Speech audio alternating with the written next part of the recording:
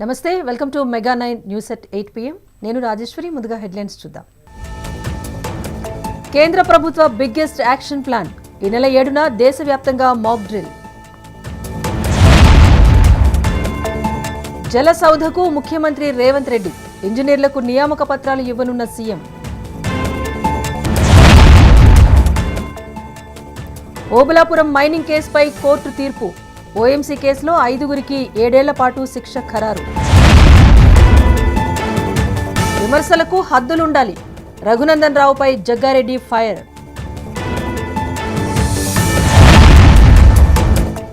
2 రోజుల పాటు తెలంగాణలో తేలికపాటి వర్షాలు తెలంగాణలోని 23 జిల్లాలకు ఆరెంజ్ అలర్ట్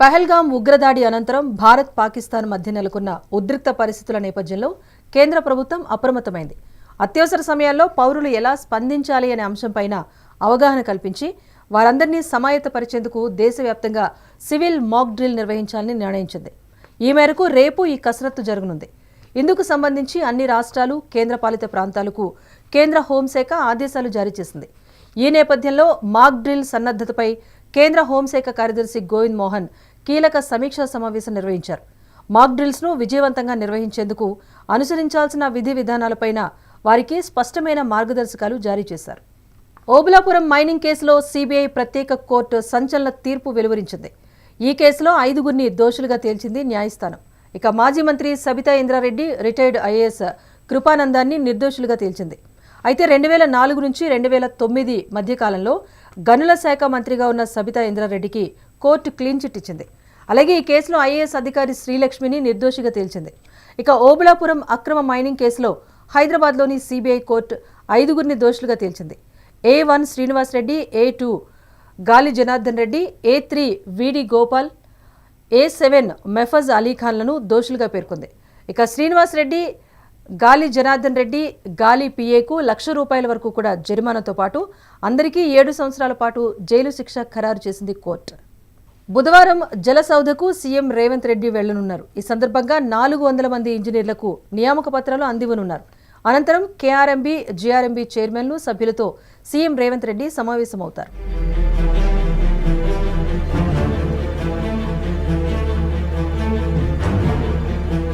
స్విట్జర్లాండ్ రాయబారి మాయా తిసాఫ్టీ ముఖ్యమంత్రి రేవంత్ రెడ్డిని మర్యాదపూర్వకంగా కలిశారు స్విట్జర్లాండ్ తెలంగాణ మధ్య స్నేహపూర్వక భాగస్వామ్యం పారిశ్రామిక సహకారం పెట్టుబడి అవకాశాలు తదితర అంశాలపై వీరి సమావేశంలో చర్చ జరిగింది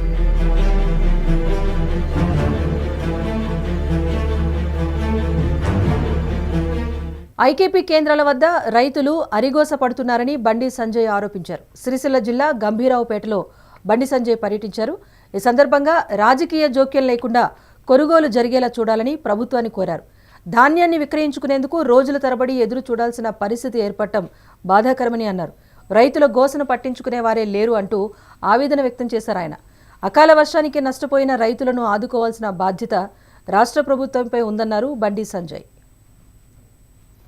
రాజకేశ్వర్ ముఖ్యమంత్రి గారు ఇవన్నీ పడుకోకుండా నేను మొత్తం చేతెత్తేసింది గారు ఈయనతో ఏం కాదు అంటున్నాడు మీతో వేరే విషయాలు ఏం కాదు కావచ్చు ఇది కేంద్ర ప్రభుత్వం పైసలే ఇస్తుంది కదా మీకున్న ఇబ్బంది ఎందుకు చెప్పాలి రాష్ట్ర ముఖ్యమంత్రి గారు కొన్ని తెలంగాణ రాష్ట్ర వ్యాప్తంగా కూడా రైతులు అరిగోస పడుతున్నారు ఈ గోడు వర్ణన చెప్పడానికి వర్ణన అవుతాం ఇది కాబట్టి ఇప్పటికైనా రాష్ట్ర ప్రభుత్వం స్పందించాలి అధికారులకు స్వేచ్ఛనివ్వండి వాళ్ళకు పూర్తి స్వేచ్ఛనిచ్చి వాళ్ళు పనిచేసుకునే విధంగా ప్రయత్నించండి రాజకీయ జోక్యం పక్క పెట్టండి ట్రాన్స్పోర్టేషన్ విషయంలో ఇబ్బంది వస్తున్నది బట్ ప్రత్యేకంగా సౌకర్యం కల్పించాల్సిన బాధ్యత ప్రభుత్వం మీద ఉంది బట్ వెంటనే ప్రభుత్వం స్పందించాల్సిన డిమాండ్ చేస్తున్నాం నిన్నటి కురిసిన వర్షాల వల్ల మొత్తం ఎక్కడికక్కడ ధాన్యం జరిపింది నష్టపోయిన రైతులను ఆదుకోవాల్సిన బాధ్యత రాష్ట్ర ప్రభుత్వం మీద ఉంది ధాన్యం ఇట్లుంది అట్లుందని కాదు ప్రతి గింజ రాష్ట్ర ప్రభుత్వం కొనాల్సిందే రైతులను ఆదుకోవాల్సిందే రైతులు మళ్ళీ ఎందుకు వ్యవసాయం చేస్తున్నారా అన్నటువంటి బాధలు ఉన్నటువంటి పరిస్థితులు తెలంగాణ రాష్ట్రంలో ఉంది ఇటువంటి పరిస్థితి రైతులను ఆదుకోవాల్సిన బాధ్యత ప్రభుత్వం ఉంది కాబట్టి వెంటనే కొనుగోలు నిష్పక్షపాతంగా యుద్ధ ప్రాతిపదికన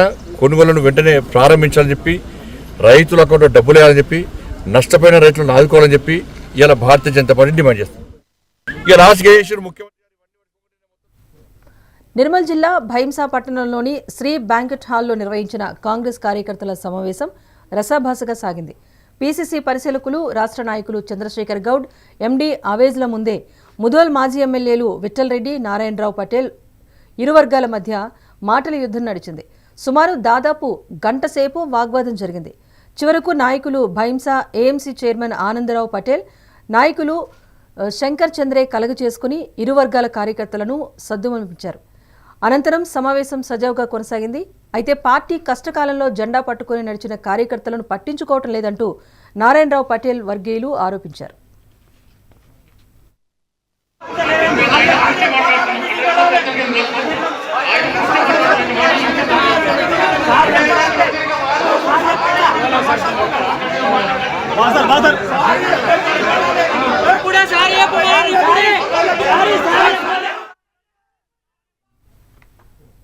రానున్న జీహెచ్ఎంసీ ఎన్నికలను దృష్టిలో ఉంచుకుని కాంగ్రెస్ పార్టీ బూత్ లెవెల్ సమావేశాలను నిర్వహిస్తున్నట్టు కాంగ్రెస్ పార్టీ సీనియర్ నాయకులు మాజీ కార్పొరేటర్ రాజు యాదవ్ తెలిపారు.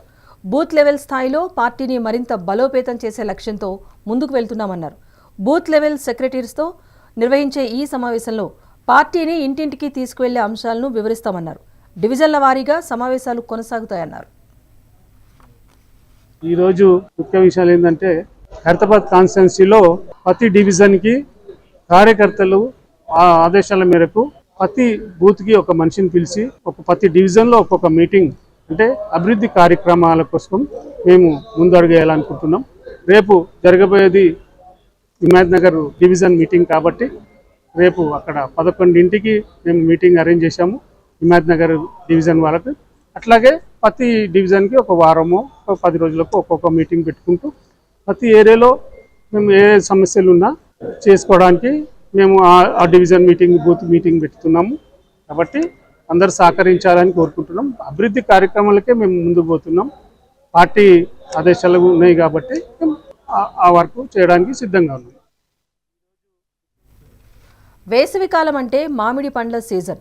ఈ సమయంలో మామిడి పండ్ల ధర మహా అయితే కేజీ 100-200 ఉంటుంది. కానీ ఖమ్మం జిల్లాలో మాత్రం సాగవుతున్న అరుదైన మియాజాకి మామిడి పండ్లు అక్షరాల 2,50,000 రూపాయల నుంచి 3 లక్షల రూపాయల వరకు పలుకుతున్నాయి. షాక్ అయ్యారా? మీరు విన్నది నిజమే. కాకుంటే వీటిని ఇతర దేశాలకు ఎగుమతి చేస్తున్నారు అంతే. జపాన్, సింగపూర్ దేశాల్లో మియాజాకి మామిడి పండ్లను అమితంగా ఇష్టపడతారు. విటమిన్ ఏ, సి, కే, డితో పాటు ఈ పండ్లు తినడం ద్వారా క్యాన్సర్ కూడా దరి చేరదని నిపుణులు, పరిశోధకులు చెబుతున్నారు. షుగర్, గుండెపోటును కూడా నియంత్రించే గుణం వీటికి ఉందంట. అందుకనే వీటికి అంత డిమాండ్. ఖమ్మంలో పండుతున్న మియాజాకి మామిడి పండ్ల సాగుకు సంబంధించి మా ఖమ్మం ప్రతినిధి దేవేందర్ మరింత సమాచారాన్ని అందిస్తారు. ప్రపంచంలో అత్యంత ఖరీదైన పండ్లు ఇవి ఇప్పటివరకు తెలంగాణలో పండిన దాఖలా లేవు. ఇవి ఇతర దేశాలు జర్మనీ, కాలిఫోర్నియా నుంచి కూడా ఇంపోర్ట్ చేసుకునే పరిస్థితి ఇక్కడ కనబడుతుంది. సో దీని మీద ఆసక్తితో ఉన్న ఖమ్మానికి చెందిన యువ రైతు గరికపాటి విజయ్ ఈ మియాజాకి మామిడి పండ్ల మీద ప్రత్యేక శ్రద్ధ చూపించి కరోనా టైంలో కాలిఫోర్నియా నుంచి 30 చెట్లు కూడా ఇంపోర్ట్ చేసుకోవడం జరిగింది. కోవిడ్ టైంలో కొంత కాపు ఆశాజనకంగా లేకపోయినా ఈ సంవత్సరం చెట్టుకి దాదాపు 30 నుంచి 80 కాయల వరకు కాస్తున్నాయి. సో దిగుబడి కూడా కొంత ఆశాజనకంగా ఉందని చెప్పేసి ఎవరైతే చెప్తున్న పరిస్థితి ఉంటుంది. సో మనం ప్రస్తుతం ఖమ్మం నగరంలోని శ్రీ సిటీ ఏరియాలో ఉన్న మియాజాకి మామిడి చెట్టు దగ్గర ప్రస్తుతం మనం ఉన్నాము. మనకు ఆ యువరైతు అందుబాటులో ఉన్నారు. ఒకసారిగా మనం యువరైతుతో మాట్లాడి మరిన్ని విషయాలు తెలుసుకుందాం. సో సార్ చెప్పండి, దాదాపు అంటే జర్మనీ, సింగపూర్ దేశాల్లో ఉండే కాయలు ఇవి. సో అసలు ఇవి ఇక్కడికి తీసుకురావాలి, ఇక్కడ ఆ ప్లాంటేషన్ చేయాలనే ఆలోచన ఫస్ట్ ఆఫ్ ఆల్ మీకు ఎలా వచ్చింది సార్? అసలు మీరు ఈ మియాజాకి మ్యాంగోని ఎంచుకోవడంలో ప్రధాన కారణం ఏంటి సార్? సో నేను ప్యారిస్లో ఇన్వెస్ట్మెంట్ బ్యాంక్లో చేసేటప్పుడు ఒకసారి ఒక సూపర్ మార్కెట్లో మియాజాకి ఫ్రూట్ అనేది యాక్చువల్లీ జపాన్లో మియాజాకి ప్రిఫెక్చర్ అనే ఏరియా ఉంటుంది. అక్కడ ట్రాపికల్ క్లైమేట్ మనలానే ఉంటుంది వాతావరణం, మరీ ఎక్స్ట్రీమ్ ఉండదు, మరీ ఎక్స్ట్రీమ్ కోల్డ్ వెదర్ ఉండదు. సో ఆ ఏరియాలో ఈ మ్యాంగోస్ పండుతాయి. అండ్ అక్కడ అప్పుడు రేటు అరౌండ్ 3,000-4,000 ఆడ్ యూరోస్ ఉండేది. అప్పుడు మన ఆ టైంలో 2,20,000 అట్లా ఇండియన్ రూపీస్లో కాస్ట్ ఉండేది. So that kind of stimulated my interest. అసలు దీనికి ఇంత కాస్ట్ ఎందుకు అని ఇంకా ఎక్కువ రీసెర్చ్ చేస్తే దీనికి ఎక్సెప్షనల్ మెడిసినల్ వాల్యూస్ ఉన్నాయి. సో డయాబెటీస్ ఫ్రెండ్లీ ఈ మ్యాంగో. మనందరం మ్యాంగో అంటే చాలా ఇష్టం because it's called king of fruit. కానీ మ్యాంగోస్ తింటే ఇప్పుడు మీరు తెలిసినట్టు ఇండియాలో డయాబెటిక్ పేషెంట్స్ ఎక్కువైపోయారు. వరల్డ్లో నెంబర్ 1 ఉంది మనది డయాబెటీస్ లెక్కల్లో. సో మ్యాంగో తిన్నా కానీ మనకి బ్లడ్లో గ్లూకోజ్ లెవెల్ స్పైక్ కాకుండా ఇంకా తగ్గిస్తుంది కూడా. ఇది నా మీద నేను సొంతగా ఎక్స్పెరిమెంట్ చేశాను నేను. అండ్ దెన్ దీనికి డాక్టర్స్ కూడా మరియు ఎక్స్పర్ట్స్ కూడా చెప్పడం ఏంటి అంటే దీని కలర్ కనుక మీరు చూస్తే పర్పుల్ కలర్లో ఉంటుంది. అంటే సార్ ఈ అంటే చాలా కాస్ట్లీ కాబట్టి ఈ మ్యాంగో ప్లాంట్ని ఏ విధంగా ప్రొటెక్ట్ చేసుకుంటున్నారు, అంటే ఏ విధంగా హార్వెస్టింగ్ చేయడానికి ఏమన్నా ఇంకా డిఫరెంట్ మెథడ్స్ ఏమన్నా యూజ్ చేస్తున్నారు, లేకుంటే నార్మల్ మ్యాంగో ట్రీస్ లాగా ఏమన్నా నార్మల్ మ్యాంగో ట్రీస్ కానీ ఈ మియాజాకి మొక్కకు కానీ అంటే డిఫరెన్స్ ఏమన్నా ఉందా సార్? వెల్, డిఫరెన్స్ అయితే ఏం లేదండి. We're just treating it like any other mango plant. కాకపోతే లైక్ ఐ సెడ్ ఇది ప్యూర్లీ ఆర్గానిక్ స్టైల్లో పెంచుతున్నాము. సెక్యూరిటీ పరంగా కొంచెం కుక్కల్ని వాటిని పెంచాము, ఎందుకంటే there's lot of hype around these mangoes. So దానికోసమని కుక్కలు అయితే దగ్గర పెట్టుకొని మనుషులు కూడా వాళ్ళు కూడా సెక్యూరిటీ ప్రొవైడ్ చేస్తున్నారు. సో చూసారు కదా, పూర్తిగా మియాజాకికి చెందిన మామిడి మొక్కలను కరోనా టైంలో ఎవరైతే తీసుకొచ్చి ఇక్కడ ప్లాంటేషన్ చేయడం జరిగింది. అంటే గత సంవత్సరం హార్వెస్ట్ లేదు, సో ఈ సంవత్సరమే కొంత దిగుబడి వస్తుందని చెప్పేసి కూడా ఎవరైతే చెప్తున్న పరిస్థితి కనపడుతుంది. సో ఒక్కసారిగా మన దగ్గర మియాజాకి జాతికి చెందిన మామిడి చెట్టు మనకు ఇక్కడ ఉంది. ఒకసారి బ్యాక్గ్రౌండ్లో మెగానెట్ టీవీ స్క్రీన్ మీద విజువల్స్ చూసుకోవచ్చు. సో ఇవి కాయలు కూడా చాలా నార్మల్ కాయల కంటే చాలా డిఫరెంట్గా ఉంటుంది. ఊదా రంగులో ఉంటుంది కాబట్టి ఇవి కొంత చాలా షుగర్ లెవెల్స్ కూడా చాలా తగ్గిస్తుందని చెప్పేసి కూడా అంటున్నారు. సో కరోనా టైంలో మియాజాకి మామిడి పండు గురించి తెలుసుకున్న ఖమ్మం రైతు దాన్ని కాలిఫోర్నియా నుంచి తెప్పించి ఇక్కడ వేశారు. 3 ఏళ్ల పాటు దాన్ని అత్యంత శ్రద్ధగా చూసుకొని వచ్చారు. ఒక్కో మొక్కకు దాదాపు అక్షరాల 12,000 రూపాయలు వెచ్చించి మరి 30 మొక్కల్ని దిగుబడి చేశారు. స్ఫూర్తిగా ఒక్కసారి మనం కాయను పరిశీలిస్తే చూసారు, నార్మల్ కాయల కంటే కూడా చాలా డిఫరెంట్గా ఉన్న పరిస్థితి కనబడుతుంది.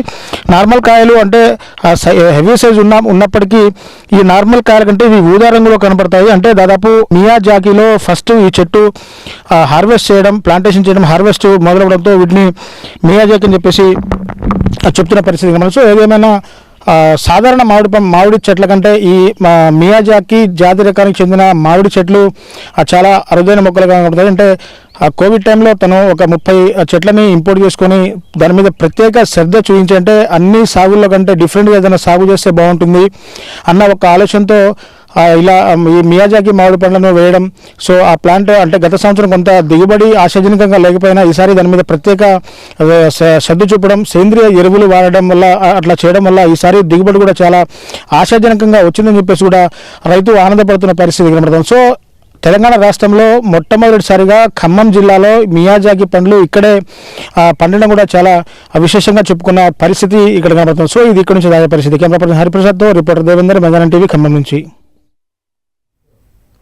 విద్యార్థులు, యువతరం పుస్తక పఠనాన్ని అలవర్చుకోవాలని రాష్ట్ర మహిళా కమిషన్ చైర్పర్సన్ నేరెళ్ల శారద అన్నారు. రామడుగు మండలం వెదిర గ్రామంలోని జిల్లా పరిషత్ ఉన్నత పాఠశాలలో గ్రంథాలయాన్ని జిల్లా కలెక్టర్ పమేలా సత్సతి, చొప్పదండి ఎమ్మెల్యే మేడిపల్లి సత్యంతో కలిసి ప్రారంభించారు. ఈ సందర్భంగా చైర్పర్సన్ నేరెళ్ల శారద జీవితాన్ని చక్కగా మలుచుకునేందుకు పుస్తకం ఉపకరిస్తుందన్నారు. ఆడపిల్లలు, మహిళలకు ఎటువంటి ఆపదొచ్చినా కుటుంబ సభ్యురాలిగా సాయం చేస్తానన్నారు. అనంతరం 9వ తరగతి చదువుతున్న కేరళకు చెందిన విద్యార్థిని ఆకర్షణ సతీష్ను అభినందించారు. గౌరవ చొప్పదండి శాసనసభ్యులు డాక్టర్ మేడిపల్లి సత్యం గారికి, గౌరవ సూడా చైర్మన్ గారికి, పెద్దలందరికీ, ముఖ్యంగా మన గర్వకారణం మన అమ్మాయిలు ఈరోజు ఇద్దరు స్టేట్లో ఎంతో మంచి మార్క్స్ సాధించారు. ఈ కార్యక్రమంకి ముఖ్య బిందుగా ఏర్పాటు చేసిన ఈ సభని మన ఆకర్షణకి విచ్చేసిన అతిథులందరికీ కూడా నా హృదయపూర్వక నమస్కారాలు. ఈరోజు ఎంత మంచి కార్యక్రమం అంటే, ఒక లైబ్రరీ, ఇక ఆకర్షణ అంటే ఒక చిన్న వయసు అమ్మాయి, కానీ అంటే 9th తరగతిలో చదువుతుంది. కానీ 9 తరగతిలో చదువుతూ ఈరోజు ఇక్కడ 22 రెండవ లైబ్రరీ తను ఓపెన్ చేయడానికి సిద్ధంగా ఉంది. ఈ మంచి పని కోసం తను మన జిల్లాలో వెదిర గ్రామం, ముఖ్యంగా ఒక ప్రభుత్వ పాఠశాల చూస్ చేసినందుకు తనని ధన్యవాదాలు తెలియజేస్తున్నాం. కేటీఆర్ పై ఫైర్ అయ్యారు పరిగి ఎమ్మెల్యే రామ్మోహన్ రెడ్డి. సీఎంపై కేటీఆర్ చేసిన వ్యాఖ్యలు సరైనవి కావన్నారు. ఉద్యోగాలు ఇవ్వకుండా యువతను మోసం చేసింది మీరు కాదా అంటూ ప్రశ్నించారు. ధ్వంసమైన రాష్ట్రాన్ని గాడిలో పెట్టడానికి మా సీఎం విదేశాలకు వెళ్లి పెట్టుబడులు తీసుకొచ్చారని చెప్పుకొచ్చారు. ప్రజలకు ఇచ్చినటువంటి మేము హామీలకు ఇక్కడ వెనుకలకు వదలేదు, తప్పకుండా మీరు నెరవేర్చాలని రోజుకు 18 గంటలు కష్టపడి మా ముఖ్యమంత్రి పనిచేస్తున్నాడు. దగ్గర 60,000 మందికి ఉద్యోగాలు ఇచ్చినాం, ఇంకా 1,00,000 మందికి ఉద్యోగాలు ఇవ్వాలని తప్పడంతో పనిచేస్తున్నాం. విదేశాలకు పోయి పెట్టుబడులు తీసుకొస్తున్నాం. విధ్వంసం చేసిన రాష్ట్రాన్ని ఏ విధంగా దారిన పెట్టాలని మా ముఖ్యమంత్రి రేవంత్ రెడ్డి గారు కష్టపడి పనిచేస్తుంటే నాలుక చీరేస్తామని కేటీఆర్ మాట్లాడుతున్నావు. నిన్ను తిరగలేవు. నువ్వు ఎక్కడ పోయినా మా కాంగ్రెస్ పార్టీ కార్యకర్తలు వెంటాడితే దానికి నువ్వే బాధ్యత వహించాలి. మా ముఖ్యమంత్రిని నాలుక తీరుస్తాను మాట్లాడతావు. నువ్వు యాదన్నా తిరిగితే మా కార్యకర్తలు నిన్ను వెంబడిస్తే దానికి మా పార్టీకి సంబంధం లేదు, మా నాయకత్వానికి సంబంధం లేదు. నీకు ఖచ్చితంగా బెదిరిస్తున్నాం, భయపడేది లేదు. మా ముఖ్యమంత్రి పైన మాట్లాడవు, నీ మూతి వరవడతారు. మా కార్యకర్తలు ఎక్కడికక్కడ ఆవేశంగా ఉన్నారు, నిన్ను చూస్తున్నారు, యాడగడబడతావా చూస్తున్నారు. యాడగంట నిన్ను ఎవ్వరు పడి పిచ్చి కుక్కనుంటే కొడితే కూడా కాంగ్రెస్ పార్టీ బాధ్యత వహించదు.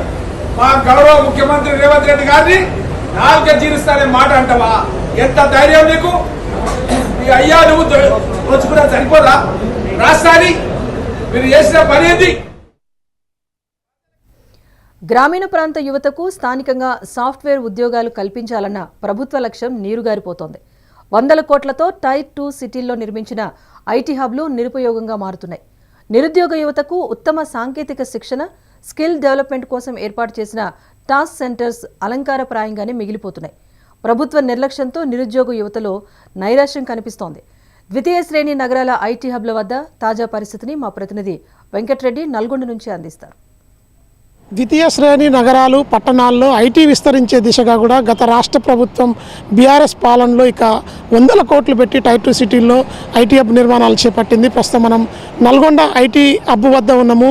2023లో 12,000 మందిని ఇంటర్వ్యూలకు తీసుకున్నటువంటి ఈ ఐటీ హబ్లో ప్రస్తుతం 350 మంది వరకు ఐటీ ఉద్యోగులు పనిచేస్తున్నారు. బీపీఓ స్థాయి, అదేవిధంగా టెలికాలింగ్, కొత్త స్టార్టప్ కంపెనీలకు సంబంధించి మాత్రమే ఇక్కడ బేసిక్ ఎంప్లాయీస్ పనిచేస్తున్నారు. ప్రస్తుతం మొత్తం 1000 కెపాసిటీ ఉన్నటువంటి ఈ ఐటీ హబ్లో ఇప్పటి వరకు ఎందుకు పూర్తి స్థాయి ఉద్యోగాలు కల్పించడంలో ప్రభుత్వం విఫలమైంది. ప్రస్తుతం ఇక్కడ ఏం జరగబోతుందనే విషయంలో ప్రస్తుతం దీనికి సంబంధించి డిపార్ట్మెంటల్ హెడ్ డిపిఓ రవీందర్ మనతో ఉన్నారు. అదేవిధంగా మెయింటెనెన్స్ సంబంధించి ఇలియాజ్ మనతో ఉన్నారు. వారితో మాట్లాడే ప్రయత్నం చేద్దాం.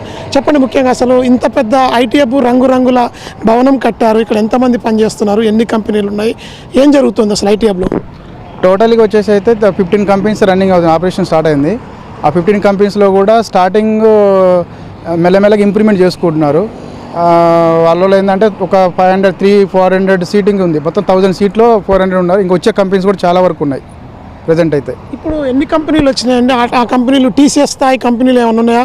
ఇన్ఫోసిస్ టీసీఎస్ స్థాయి ఏమైనా ఉన్నాయా? ఎందుకు ఇక్కడ తక్కువ కంపెనీలు ఉన్నాయి, తక్కువ ఎంప్లాయ్మెంట్ ఉంది, ఇంత పెద్ద ఇన్ఫ్రాస్ట్రక్చర్ నిరుపయోగంగా ఎందుకు ఉండాల్సి వస్తుంది? కంపెనీలు మంచి కంపెనీలు ఉన్నాయి చాలా వరకు అయితే. న్యూమరిక్ కానీ, బెన్పార్క్ కానీ, టెక్నాలజీ గ్రోత్ మేడ్ టెక్నాలజీస్ కానీ, యూఎస్ఏ యూనివర్స్ టెక్నాలజీస్ కానీ, ఎన్ఈరీస్ కానీ, జిఎస్ఆర్ మీడియా కానీ మంచి పెద్ద కంపెనీస్ ఉన్నాయి. బట్ ఏంటంటే ఒకేసారి సీటింగ్ కెపాసిటీ తగ్గట్టుగా 15 మెంబర్స్ 100 మెంబర్స్ వాళ్ళు రీచ్ కాలేక ఒక ఇప్పుడు స్టార్ట్ చేసి 10 మెంబర్స్ 5 మెంబర్స్ నుంచి స్టార్ట్ చేసుకుంటా 10, 20, 50 అట్లా మెల్లమెల్లగా వాళ్ళు ఇంక్రీజ్ చేసుకుంటున్నారు. ప్రజెంట్ అయితే వాళ్ళకు స్పేస్ కూడా ఆక్యుపై చేసినాం. ఒక 13-15 కంపెనీస్ అయితే ఆపరేషన్ స్టార్ట్ అయింది ఇందులో. అంటే గ్రామీణ ప్రాంత యువతకు టెక్నాలజీ టైర్ 2 సిటీల్లో కల్పించాలనే ఉద్దేశంతో ఇంత పెద్ద ఐటీ హబ్ కట్టారు. ఇక్కడ వారికి సంబంధించినటువంటి శిక్షణ కావచ్చు, ట్రైనింగ్కు, స్కిల్ డెవలప్మెంట్కు ఏదైనా ప్రోగ్రామ్ కండక్ట్ చేస్తుందా గవర్నమెంట్? కింద టాస్క్ అనేది ఒకటి ఉంది. టాస్క్ వాళ్ళు కండక్ట్ చేస్తారు. వాళ్ళ నుంచి వెళ్ళి వాళ్ళు ఎంప్లాయ్మెంట్ వాళ్ళు ఇస్తారు కంపెనీస్కి. అంతవరకు అయితే మనకి దీంట్లో ఛాన్స్ ఉన్నది ఐటీ టవర్లో. సౌకర్యాలు ఎట్లా ఉన్నాయి ప్రస్తుతం ఇక్కడ? ఐటీ కంపెనీ ఇక్కడికి రావాలంటే వారికి మౌలిక వసతులు, రవాణా, ట్రాన్స్పోర్టేషన్, అదేవిధంగా ఉండేందుకు రెసిడెన్షియల్ జోన్స్ ఇట్లాంటి ఏమైనా ఐటీ హబ్ ప్రాంతంలో గవర్నమెంట్ ప్రొవైడ్ చేసిందా? మొత్తం ఈ ఐటీ హబ్కు ఎంత ఖర్చు అయింది? ప్రస్తుతం ఎంతమంది ఎంప్లాయీస్ ఎగ్జాక్ట్గా ఉన్నారు దీంట్లో? ఐటీ టవర్లో ఫెసిలిటీస్ అయితే అన్నీ బాగున్నాయి. అన్ని క్లీన్ మెయింటెనెన్స్ కూడా అన్నీ చాలా బాగున్నాయి. సిటీ దగ్గరలో ఉంటుంది, రోడ్డు దగ్గరలో వీటీ కాలనీ రూమ్స్ కూడా ఎంప్లాయ్మెంట్ కూడా చాలా సౌకర్యంగా ఉంది. కానీ కంపెనీస్ ఏంటంటే కొంతమంది డేర్ చేసి పెడుతున్నారు. ఎంప్లాయ్మెంట్ అంతా సిటీ దగ్గర ఉంటారు, కొంతమంది ఎంప్లాయ్మెంట్ అంతా హైదరాబాద్కి ఎక్కువ ఇంట్రెస్ట్ చూపిస్తున్నారు. లోకల్ గ్రామీణ ప్రాంత ఎంప్లాయ్మెంట్ వాళ్ళకి కొద్ది రోజులు రావడం ఇక్కడ చేయడం మళ్ళీ కూడా వాళ్ళు హైదరాబాద్కి వెళ్ళిపోవడం జరుగుతుంది.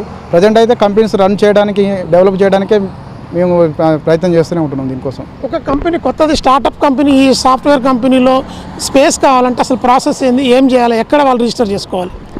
ఇందులో ఐటీ టవర్లో కొత్తగా స్పేస్ కావాలంటే ప్రిన్సిపల్ సెక్రటరీలో ITE అండ్ C దగ్గరికి వెళ్ళేసి అక్కడ అలాట్మెంట్ లెటర్ పెట్టుకుంటే అక్కడి నుంచి ఆర్డర్ కాపీ వస్తుంది.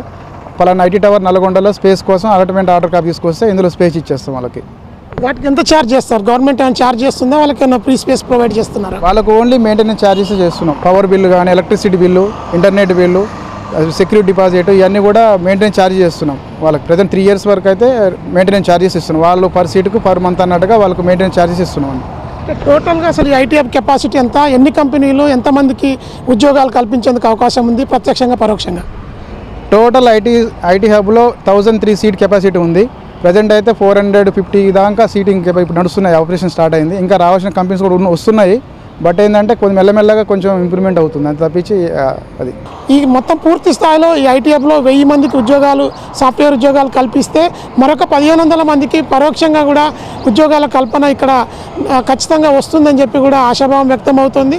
ఈ నేపథ్యంలోనే 100 కోట్లతో కట్టినటువంటి ఈ భవనంలో పూర్తి స్థాయిలో ఉద్యోగాల కల్పనకు టాస్క్ ముందడుగు వేసి ఇక్కడ దాదాపు 50,000 వరకు నిరుద్యోగ యువత ఉన్నారు. ప్రస్తుతం ఒక్కరంటే ఒక్కరు కూడా ఈ ఐటీ హబ్లో టాస్క్ శిక్షణ పొందుతున్న వారు లేరు.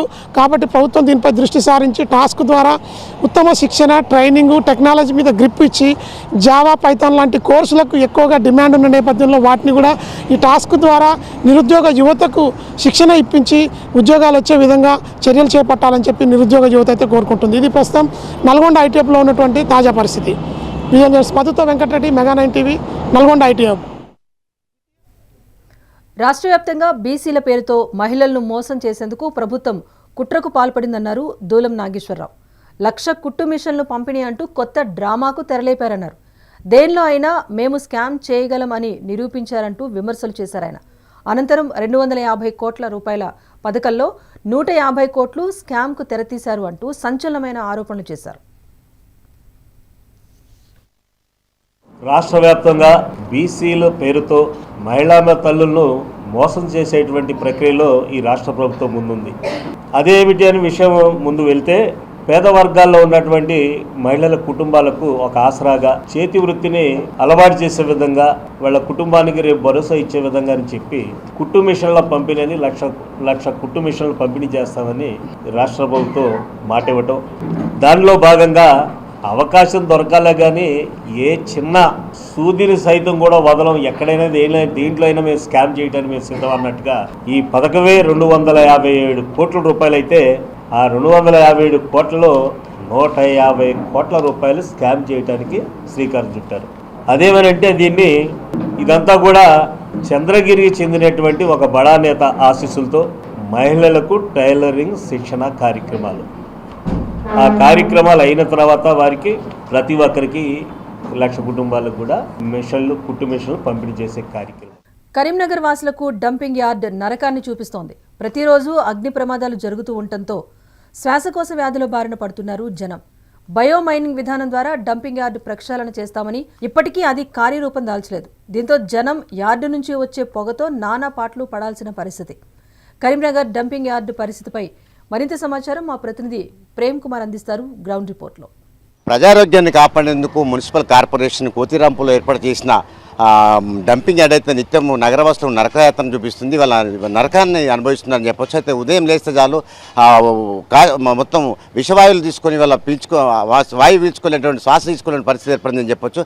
అయితే నిత్యము ఇది మంటలు అంటుకొని దాదాపుగా ఒక రావణ కాష్టంలా తయారైంది. ఇక్కడ ఈ వాసనను చూస్తే మనం నిజంగా ఈ కోతిరాంపూర్ మన హౌసింగ్ బోర్డు కాలనీ కావచ్చు, అల్కాపూర్ కాలనీ ప్రజలైతే నిత్యం తీవ్ర ఇబ్బందులు ఎదుర్కొంటున్నారు. విషవాయువు గాలి పీల్చుకునేటువంటి అవకాశం లేకుండా వల్ల ఈ కాలనీ వాసులు అయితే అనేక ఇబ్బంది పడుతున్నారు. అయితే నగరంలో ఉన్నటువంటి మొత్తం విషవాయువులను తీసుకొచ్చి ఇక్కడ డంపింగ్ చేయడంతో పాటు ఇక్కడ దుర్గంధ వెదజల్లుతూ నిత్యము ఒక రావణ కాష్టంలో ఉన్న ఈ పొగను పీల్చుకోలేక తాము అనేక రోగాల పాలవుతుందని చెప్పేసి కూడా ఈ కాలనీ వాసులు అయితే ఇక్కడ ఎదుర్కొంటున్నారు. మొత్తం మీద గత 4 రోజులుగా అయితే ఈ డంపింగ్ యార్డు రావణ కాష్టంలాగా కాలుతున్న తప్ప ఎప్పుడూ చల్లారింది లేదు. ఒకవేళ చల్లారింది కూడా అక్కడ వెలువడేటువంటి విషవాయువుల కారణంగా మేమైతే తీవ్ర అనారోగ్యాలు పాలవుతున్నాము. ఇప్పటికీ చాలామంది అయితే శ్వాసకోశ వ్యాధుల కాకుండా ఆడవాళ్ళకైతే అనేక అంటువ్యాధులు అట్లాంటివి కూడా అంటుకుంటున్నాయి. దీంతో మేము అసలు జీవించలేకపోతున్నాం, ఇక్కడ మేము బతికే అగౌరవమైనటువంటి పరిస్థితి ఉందని చెప్పేసి కూడా నా కాలనీ వాసులు అయితే రిక్కట్లు ఎదుర్కొంటారని చెప్పుకొస్తున్నారు. మొత్తం మీద చూసినట్లయితే గత వారం రోజులుగా ఇక్కడ అంటుకున్న ఈ డంపింగ్ యార్డ్ తోటి ఈ కాలనీ వాసులు అయితే అనేక ఇబ్బంది పడుతున్నారని చెప్తున్నారు. దీనికి సంబంధించి కూడా అనేక సార్లు మంత్రులకు కానీ ఆయా సంబంధిత కలెక్టర్లు కానీ జిల్లా అధికారులు కానీ చెప్పినా కూడా ఎవరు స్పందన లేదని చెప్పుకొస్తున్నారు. వాళ్ళ బాధలు ఏందో వాళ్ళ అవస్థలు ఏందో వారిని అడిగి తెలుసుకుందాం. చెప్పండి, అసలు ఇక్కడ మీ బాధలు ఏంటి? దాదాపుగా 20 ఏళ్ళ నుంచి మేము ఈ సఫర్ చేస్తున్నాము డంప్ యార్డ్ వల్ల. ఎన్నో అధికారులకు విన్నవించుకున్నాం. ఇప్పటివరకు అంటే ఎటువంటి చర్యలు తీసుకోలేదు. ఇది అంటుకున్నప్పుడల్లా ఏదో చుట్టం చూపుగా వచ్చి నల్లా పెట్టుడు, బంద్ చేసుడు ఇదే తప్పుడు ఏం చేసింది లేదు. ఇకనైనా ప్రజల దృష్ట్యా, ఆరోగ్య దృష్ట్యా అధికారులు ఆలోచించి ఇది తక్షణ శాశ్వత పరిష్కారం చేయాలని చెప్పి మేము డిమాండ్ చేస్తున్నాము. మీరు చెప్పండి అమ్మా, మీకు ఎట్లాంటి ప్రాబ్లమ్స్ ఎదురవుతున్నాయి? ఎన్ని రోజులకి వెళ్ళి జరుగుతుంది? గత 20 సంవత్సరాల నుంచి కూడా ప్రాబ్లం ఫేస్ చేస్తున్నాము. కానీ ఇప్పుడు ఏంటంటే డివిజన్లు పెరిగిన కొద్దీ ఇక్కడికి మొత్తం కరీంనగర్ మొత్తం చెత్త అంతా తీసుకొచ్చి ఇక్కడే పడేస్తే మా పరిస్థితి ఏం కావాలి? మాకు పొగ వల్ల నైట్లో ఏసీ వేసినా కూలర్ వేసినా ఇంట్లోకి మొత్తం అదే స్మెల్ వస్తుంది, నిద్ర లేదు. ఇంకా కోతినంపూర్ వాసులు, ఇక్కడ ఉన్న హౌసింగ్ బోర్డు వాసులు అయితే ఇంకా వాళ్ళు ఎట్లా బ్రతుకుతున్నారో అసలు మనం ఆలోచించడానికే భయంకరమైన పరిస్థితిలో ఉన్నారు. ఒకసారి వచ్చి చూడండి, అధికారులు ఎవరైనా ఉంటే. కేవలం ఇంట్లో ఉండి ఏదో మాట్లాడి ముందుకొచ్చిన వాళ్ళ నోర్లు మూయించడం కాదు, ఇక్కడికి వచ్చి చూడండి, ఆ లోపలికి వెళ్ళి చూడండి, ఆ పొగలేంటిది, ఇక్కడ ఉన్న చుట్టూ వాళ్ళు ఎట్లా బ్రతుకుతున్నారో ఒకసారి వచ్చి చూడండి. రాజకీయాలు చేస్తాము పార్టీలో అని కాదు, ఇక్కడ మనుషుల ఆరోగ్యం కోసం చూడండి. ఇన్ని రోగాలు వచ్చిన తర్వాత మీరు ఏం స్మార్ట్ సిటీ చేస్తున్నారు? ఒకసారి చుట్టూ కవరేజ్ చేయండి, ఏం స్మార్ట్ సిటీ కనబడుతుంది ఇక్కడ? ఈ రకంగా ఉన్న తర్వాత ప్రజలే మంచి లేనప్పుడు మీరు ఏ నాయకత్వం చేసి ఇక్కడికి వచ్చి ఎట్లా పోటీ చేస్తారు? మీకు ఎట్లా ఓట్లు అడుగుతారు మీరు? కాబట్టి దయచేసి ప్రతి ఒక్కరు స్వచ్ఛందంగా ముందుకు వచ్చి దీన్ని మేము ముందుకు తీసుకెళ్తాము, ఇంకా మాత్రం వెనక్కి పోయేది లేదు. 40 సంవత్సరాల నుంచి ఉంది, అప్పుడేం చేయలేదు, ఇప్పుడేం చేస్తారని మాట్లాడుతున్నారు. దీని మీద ఎవరికైనా ఫిర్యాదు చేస్తారా మేడం? యాక్షన్ తీసుకోవాలి, చర్యలు తీసుకోవాలని ప్రజావాణిలో నిన్న ఒక 500 మంది వెళ్ళి నిన్న కంప్లైంట్ ఇచ్చాము. మేడం ఏమంటున్నారంటే అందులో మిషన్ నడుస్తుంది అని చెప్పారు. కానీ మేము వచ్చి డైరెక్ట్గా వచ్చి చూస్తే మాత్రం మిషన్ లేదు, కరెంటే లేదు అక్కడ. కాబట్టి అక్కడ ఉండి మాట్లాడడం కాదు, ఇక్కడికి వచ్చి చూడండి మేడం. దయచేసి ప్రజల వద్దకు వచ్చి సమస్యను తెలుసుకుని సాల్వ్ చేయండి. మేము వచ్చి కంప్లైంట్ ఇచ్చినప్పుడు మాకేదో సమాధానం చెప్పి పంపించడం కాదు. ఇది సార్. ఇంకా అంటే ఇంత బాధల్లో కాలనీ వాసులు అయితే ఎక్కట్లు ఎదుర్కొంటారని చెప్పుకున్నారు. ఇంకా కూడా మన కాలనీ వాసులు ఉన్నారు, వారిని అడుగుకున్న తెలుసుకుని చెప్పండి సార్, ఏం ప్రాబ్లం, ఎట్లా ఇది అవుతుంది సార్? ఇది చాలా దౌర్భాగ్యమైన పరిస్థితి కరీంనగర్ వాసులది. ఇంత అభివృద్ధి చెందిన కరీంనగర్ పట్టణాన్ని ఇంత అభివృద్ధి చేసినామని చెప్పుకుంటున్న ప్రభుత్వ పెద్దలు ఈ డంప్ యార్డుని షిఫ్ట్ చేయకపోవడం చాలా బాధాకరం. ముఖ్యంగా ఈ కాలుష్యం వలన అంధత్వం అంటే కంటి చూపు కూడా మందగిస్తుంది, ఆరోగ్యాలు దెబ్బతింటున్నాయి, లక్షలు పెట్టుకుని హాస్పిటల్ పాలవుతున్నారు. కాబట్టి ఈ ప్రభుత్వ పెద్దలు ఆలోచించి సాధ్యం తొందరగా దీనికి శాశ్వత పరిష్కారం కనుగొన్నట్టయితే రాబోయే కార్పొరేషన్ ఎలక్షన్లలో కరీంనగర్ డివిజన్లో ఉన్న ప్రజలు ఓటింగ్కి దూరంగా ఉండే అవకాశం ఉంది. ఇంకొకటి ఏంటంటే మేము హైకోర్టులో ప్రజా ప్రయోజన వాద్యం వేద్దాం అనుకుంటున్నాం. దానిలో అందరూ బాధ్యులుగా అవుతారు కాబట్టి అంత దూరం కాకుండా మా ఆరోగ్యమే మీ ఆరోగ్యంగా, మా కుటుంబ సభ్యుల ఆరోగ్యం మీ కుటుంబ సభ్యులుగా భావించి, ముఖ్యంగా ఇక్కడ స్థానిక ఎమ్మెల్యే గారు కావచ్చు, ఎంపీ గారు కావచ్చు, మినిస్టర్ కావచ్చు, ఇక్కడే పుట్టి పెరిగి రాజకీయంగా ఉన్నత స్థాయిలో ఉన్నారు కాబట్టి మీరు పెద్ద మనసుతో అర్థం చేసుకొని ఈ యొక్క వాయు బారి నుండి మా కరీంనగర్ నగర ప్రజలను కాపాడాల్సిందిగా కోరుకుంటున్నాం. Thank you. ఈరోజు ఈ డంప్ యార్డ్ వలన మా కరీంనగర్ సగం ప్రాంతం కలుషితమైపోయింది. ఏ ప్రాంతం చూసినా నిరంతరం ఈ పొగతో సతమతం అయిపోతున్నాం. మరి ఎన్నోసార్లు మేము ప్రజావేదికలపైన ప్రజావాణి కానీ లేదా మున్సిపల్ ఆఫీసర్ల దృష్టికి తీసుకెళ్ళాం. నిన్న కూడా సాయంత్రం మున్సిపల్ కమిషనర్ చాహత్ బాజ్పాయ్ గారిని కలవడం జరిగింది. వారు వారానికి ఒకసారి నేను విజిట్ చేస్తున్నాను, అక్కడ అన్ని పనులు చకచక నడుస్తున్నాయి, మరి బయోమైనింగ్ కూడా నడుస్తున్నది అని చెప్పి మాకు చెప్పడం జరిగింది. వాస్తవంగా ఇక్కడ ఏం జరుగుతుందని ఈరోజు మేము వీళ్ళందరం వచ్చి పరిశీలించాం. అక్కడ ఉన్నటువంటి ఏ ఒక్క మిషన్ కూడా ఫంక్షనింగ్ లేదు, అన్నీ తుప్పుపట్టిపోయి ఉన్నాయి. అక్కడ పవర్ సప్లై ట్రాన్స్ఫార్మర్ ఒక విడిభాగాలు కూడా లేవు, అన్నీ ఒక ట్రాన్స్ఫార్మర్ మాత్రమే మిగిలిపోయి ఉన్నది. పవర్ సప్లై ఎన్నటి నుంచో లేదు, అది చూసినట్టయితే అంటే ఇంత అధ్వానమైనటువంటి స్థితిలో ఈ డంప్ యార్డ్ నిర్వహణ ఉన్నప్పటికీ మరి కమిషనర్ గారేమో నిత్యం బయోమైనింగ్ నడుస్తున్నది అని చెప్పి మాకు అవాస్తవాలతో మమ్మల్ని మభ్యపెట్టడం జరిగింది. మరి చూసినట్టయితే మరి పెద్ద స్థాయిలో ఉన్న ఆఫీసర్లే ఈ విధమైనటువంటి ఈ విధంగా మాట్లాడినట్టయితే వాళ్ళ కింది స్థాయిలో ఉన్నటువంటి అధికారులు ఏ విధంగా పనిచేస్తారో మరి మీకు మీడియా ద్వారా తెలియజేస్తున్నాం. కాబట్టి ఈ మీడియా ద్వారా మేము ప్రజా ప్రతినిధులను కానీ నాయకులను కానీ అధికారులను కానీ కోరేది ఏంటంటే ఇప్పటికైనా కళ్ళు తెరిచి వాస్తవాలని తెలుసుకొని ఈ డంప్ యార్డు ఇక్కడి నుండి తక్షణమే తరలించాలి.